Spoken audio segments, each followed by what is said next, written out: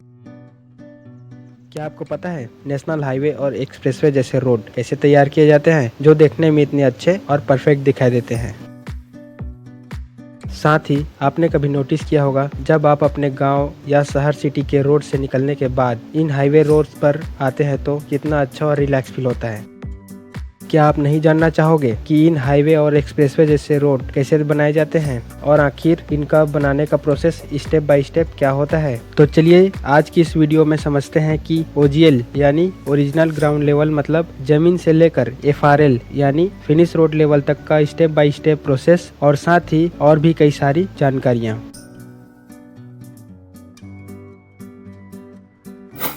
Highway में आने वाली स्ट्रक्चर की बात करें तो मेजर ब्रिज, माइनर ब्रिज, वीयूपी, एलवीयूपी, वीओपी जैसे और भी कई सारे स्ट्रक्चर।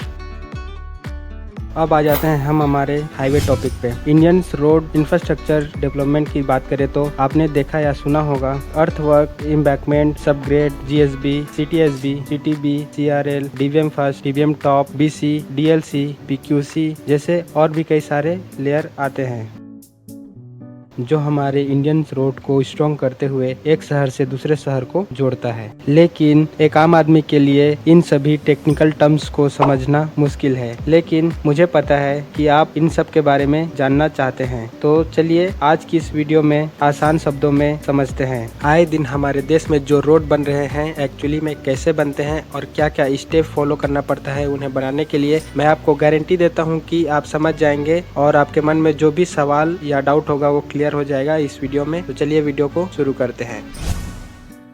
आपने इंडिया में ज्यादातर दो टाइप्स का रोड देखा होगा, पहला सफेद, दूसरा काली। सफेद मतलब पीक्यूसी रोड और काली मतलब एस्फाल्ट रोड या बोल सकते हैं बिटुमिन रोड। और इसे टेक्निकल टर्म में अलग करें तो पहला रिजिड पेमेंट, दूसरा फ्लेक्सिबल पेमेंट। आसान शब्दों में रिजिड का मतलब होता है आप समझ सकते हो कठोर, सख्त, जिद्दी, टच से मस न होने वाला। और फ्लेक्सिबल का मतलब होता है मुलायम, नरम। और मैं आपको बता दूं कि मिट्टी के ऊपर जो रोड के लिए लेयर बिछाया जाता है उस सब को हम कंबाइंडली बोलते हैं पेवमेंट, जो लोड को ट्रांसफर करता है मिट्टी के अंदर। तो जो पीक्यूसी रोड होता है वह रिजिड पेमेंट होता है और जो बिटुमिन रोड होता है वह फ्लेक्सिबल पेमेंट होता है।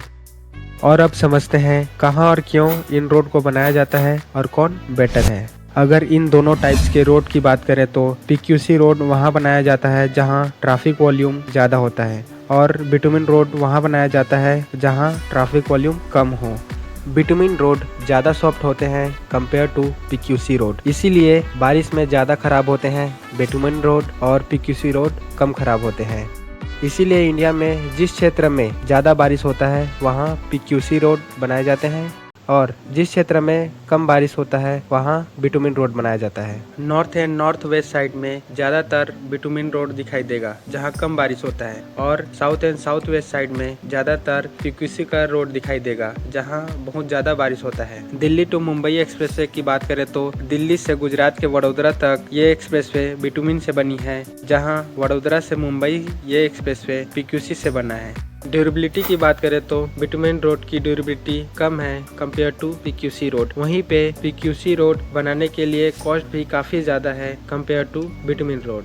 अब समझते हैं मेंटेनेंस के बारे में। फ्रेंड्स, तो मोस्ट इम्पोर्टेंट बात यह है कि रोड्स तो बना दिया जाता है चाहे पीक्यूसी हो या बिटुमिन रोड। अगर मेंटेनेंस की बात करें तो बिटुमिन रोड का मेंटेनेंस काफ़ी लो है कंपेयर टू पीक्यूसी रोड। कैसे, चलिए समझते हैं। बिटुमिन रोड की बात करें तो बिटुमिन रोड में जहां पर भी डैमेज या गड्ढा होता है उसी जगह को काट कर रिपेयर कर लिया जाता है। और पीक्यूसी रोड की बात करें तो पीक्यूसी रोड में थोड़ी सी भी दरार या डैमेज होने पर उस पूरे पीक्यूसी पैनल को रिपेयर करना पड़ता है। इसी के साथ अब हम ड्राइविंग क्वालिटी की बात करें तो बिटुमिन रोड में राइडिंग क्वालिटी अच्छी मिलती है पीक्यूसी रोड से, क्योंकि बिटुमिन रोड का सरफेस सॉफ्ट होता है, इसीलिए उसमें फ्रिक्शन कम होता है और साथ ही गाड़ी का टायर बिटुमिन रोड से चिपक कर चलता है। लेकिन पीक्यूसी रोड बहुत ही कम खराब होता है कंपेयर टू बिटुमिन रोड, तो यहाँ पर ये भी कॉस्ट इफेक्टिव है। और जहाँ पीक्यूसी रोड क्वालिटी की बात करें तो पीक्यूसी रोड काफ़ी ठोस और सॉलिड होने के कारण उसमें फ्रिक्शन काफ़ी ज़्यादा होता है, इसीलिए पीक्यूसी रोड में बिटुमिन रोड के कंपेयर गाड़ियों का टायर काफ़ी कम चिपक कर चलता है। चलिए अब समझते हैं कि आखिर ये दोनों रोड बनाए कैसे जाते हैं। तो कोई भी रोड को ओरिजिनल ग्राउंड लेवल से फिनिश रोड लेवल तक का एक प्रोसेस होता है, जिसमें हर लेयर का अलग अलग थिकनेस होता है। जिसमें सबग्रेड टॉप तक को जो कि मिट्टी होता है उसे ग्रेडर मशीन से ग्रेडिंग करने के बाद रोलर मशीन से कम्पेक्शन करके रिक्वायर्ड सबग्रेड लेवल में लाया जाता है। और उसके बाद अदर मटेरियल को जैसे GSB, WMM, CTB, CRL को पेवर मशीन से लेइंग करके रोलर मशीन से कम्पेक्शन कर लिया जाता है और साथ ही अलग अलग मटेरियल के रिक्वायर्ड थिकनेस के हिसाब से लेइंग कर लिया जाता है। लेइंग होने के बाद रोलर मशीन से कम्पेक्शन किया जाता है। उस लेयर का रिक्वायर्ड थिकनेस में लाने के लिए इन सभी लेयरों का काम होता है layer by layer traffic load को मिट्टी में ट्रांसफर करना। अब आप इन दोनों फोटो में देख सकते हो कि जो व्हील का लोड है बिटुमिन रोड जो फ्लेक्सिबल पेमेंट है आखिर उसमें पड़ता कैसे है, और जहां PQC रोड जो रिजिड पेमेंट होता है जो ठोस सख्त होने के कारण व्हील का लोड एक पूरे PQC पैनल में कुछ इस प्रकार पड़ता है। चलिए अब रोड कंस्ट्रक्शन को लेयर वाइज देखें तो सबसे पहला एम्बैंकमेंट लेयर को तैयार किया जाता है। कहीं कहीं पहाड़ को काट कर एम्बैंकमेंट लेयर को बनाया जाता है, तो कहीं फिलिंग करके या फिर ग्राउंड लेवल में ही बनाया जाता है। साथ ही ये भी चेक करना होता है कि उस मिट्टी का लोड कैरी कैपेसिटी कितना है, ठीक है या नहीं, ये सब। उसके बाद का लेयर होता है सबग्रेड। ये भी मिट्टी का ही एक लेयर होता है जिसमें मोस्ट इम्पोर्टेंट वर्क होता है केम्बर मेंटेन करना यानी स्लोप, क्योंकि एम्बैंकमेंट लेयर का लेवल कैसा भी हो सबग्रेड लेयर में स्लोप मेंटेन करना बहुत ही जरूरी होता है ताकि layer by layer slope maintain हो सके। और स्लोप जरूरी इसलिए होता है क्योंकि रोड के ऊपर में पानी न रुक पाए। और आपके जानकारी के लिए बताना चाहूँगा एम्बैंकमेंट और सबग्रेड ही तय करती है कि रोड कितने दिन टिकने वाली है। और आपको पता ही होगा कि फाउंडेशन सही ना हो तो कोई भी स्ट्रक्चर या इमारत नहीं टिकता। सबग्रेड लेयर के बाद आता है सब बेस लेयर जिसे GSB भी कहते हैं, जिसमें मटेरियल का साइज काफ़ी बड़ा होता है ताकि पानी इसके थ्रू जा सके। आसान भाषा में बोला जाए तो यह लेयर नीचे वाटर लॉगिन को मेंटेन करता है। सब बेस लेयर के बाद आता है बेस लेयर जो WMM यानी वेंट मिक्स मैकडम जो बिटुमिन रोड के लिए और PQC रोड के लिए DLC यानी ड्राई लैंड कंक्रीट। WMM और DLC दोनों ही एक सीमेंट बेस लेयर है। इन दोनों ही लेयर का काम होता है उसके ऊपर आने वाले लेयर को बेटर स्टेबिलिटी प्रदान करना।